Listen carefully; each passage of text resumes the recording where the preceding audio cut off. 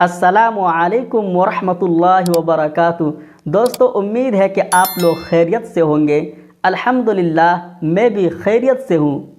دوستو، سب سے پہلے میں آپ سبھی کا ہمارے اس چینل میں استقبال کرتا ہوں، ویلکم کرتا ہوں اور سبھی کو ریپبلک ڈے کی ڈھیر ساری مبارکبادی دیتا ہوں۔ دوستو، آج ہم بات کریں گے کہ ہندوستان کی آزادی میں مسلمانوں کا کیا کردار رہا ہے اور ہم جشن یوم جمہوریہ کیوں مناتے ہیں۔ دوستو، بلا شبہ وطن عزیز یعنی ہندوستان کی تاریخ میں دو دن بہت ہی اہمیت کے حامل ہیں۔ ایک 15 اگست یعنی یوم آزادی، جس دن ہمارا ملک ہندوستان انگریزوں کی غلامی سے آزاد ہوا۔ دوسرا 26 جنوری، جسے یوم جمہوریہ یا گنتنتر دیوس یا ریپبلک ڈے کہا جاتا ہے، جس دن ملک جمہوری ہوا، یعنی اپنے ملک میں اپنے لوگوں پر اپنا قانون لاگو ہوا۔ آزاد ہندوستان کا اپنا دستور بنانے کے لیے ڈاکٹر بھیم راؤ امبیڈکر کی صدارت میں 29 اگست 1947 کو 7 رکنی کمیٹی تشکیل دی گئی تھی، جس کو ملک کا موجودہ دستور مرتب کرنے میں 2 سال 11 مہینہ اور 18 دن لگے۔ دستور ساز اسمبلی کے مختلف اجلاس میں اس نئے دستور کی ہر ایک شق پر کھلی بحث ہوئی۔ پھر 26 نومبر 1949 کو اسے قبول کر لیا گیا اور 24 جنوری 1950 کو ایک مختصر اجلاس میں تمام ارکان نے نئے دستور پر دستخط کیا اور 26 جنوری 1950 کو اس نئے قانون کو لاگو کر کے پہلا یوم جمہوریہ بنایا گیا۔ اس دستور اور آئین کی بنیاد پر اپنے ملک کو جمہوری ملک کہا جاتا ہے۔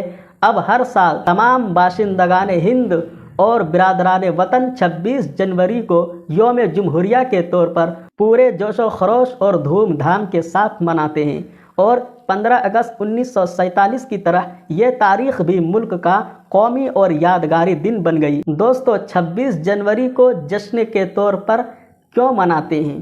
تو آئیے تاریخ کے اوراق کا مشاہدہ کرتے چلیں۔ دوستو، جشن کا یہ دن ہندوستانیوں کو یوں ہی نہیں ملا، اس کے لیے بڑی بڑی قربانیاں دینی پڑی، لاکھوں جانوں کے نذرانے پیش کرنے پڑے، تب جا کے 26 جنوری کو جشن منانے کا یہ موقع ہندوستانیوں کو نصیب ہوا۔ انگریزوں کا یہ قافلہ 1601 میں دور جہانگیر میں ہی ہندوستان آیا تھا۔ اس حساب سے ہندوستان سے انگریزوں کا انخلا 1947 میں 346 سال بعد ہوا۔ اس دوران ظلم و بربریت کی ایک طویل داستان لکھی گئی، جس کا ہر صفحہ ہندوستانیوں کے خون سے لالزار ہے۔ جذبہ آزادی سے سرشار اور سر پر کفن باندھ کر وطن عزیز اور اپنی تہذیب و تمدن کی بقا کے لیے بے خطر آتش میں کودنے والوں میں جہاں ہمارے برادران وطن نے حصہ لیا، وہی مسلمان کسی سے پیچھے نہیں رہے، بلکہ مسلمان سب سے پیش تھے۔ جنگ آزادی میں مسلمانوں کی قربانیاں اگر الگ کر دی جائے تو ہندوستان کی آزادی کی تاریخ کبھی مکمل ہی نہ ہوگی۔ اب آئیے دیکھتے ہیں کہ ایک مسلمان کی حیثیت سے یوم جمہوریہ ہمارے لیے کتنی اہمیت رکھتا ہے۔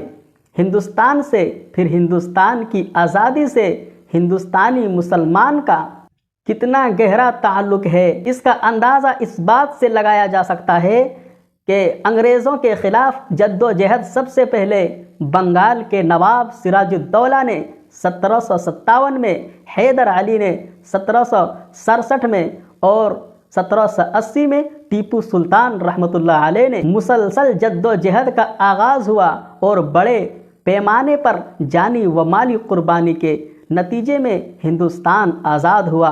مسلمانوں نے، بالخصوص علماء کرام نے، آزادی کی جنگ میں بھرپور حصہ لیا اور کسی بھی قسم کی قربانی سے نہیں ڈرے۔ بالآخر 15 اگست 1947 کو ہندوستان آزاد ہو گیا اور 26 جنوری 1950 کو ہندوستان ایک جمہوری ملک بن گیا۔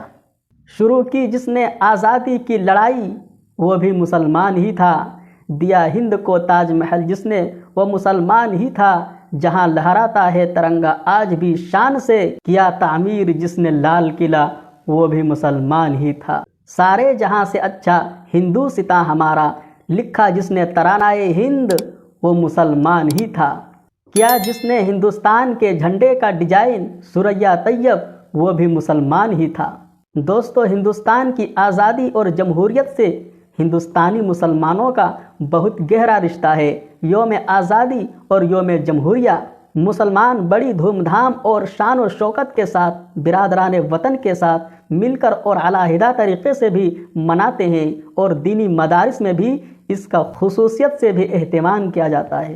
غلط الزام ہے ہم پر کہ وفاداری نہیں کرتے، ارے ہم محبت کرتے ہیں اداکاری نہیں کرتے، اور برا وقت جب بھی آیا ہے وطن پر اے وطن والو، برا وقت جب بھی آیا ہے وطن پر اے وطن والو، ہم اپنی جان دے دیتے ہیں غداری نہیں کرتے۔